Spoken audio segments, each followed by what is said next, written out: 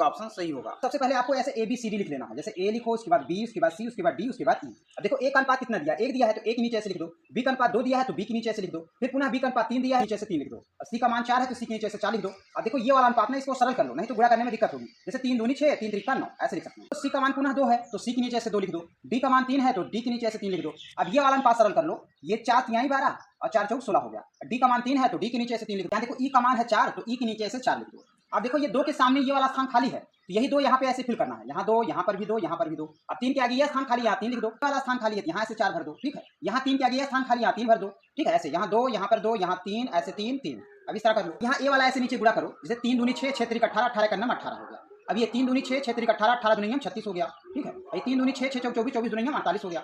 ये वाला गुणा करो। 3 त्रिक 9, 9 चौक 36, 36 दूनी 72 हो गया। इस तरह से ये 4 3 12, 12 चौक 48, 48 दूनी 96 हो गया। इसको सरल करोगे हो गया। अच्छा, ये का नाम 6, 6 36 हो गया। ये अनुपात आपको कहाँ दिख रहा है?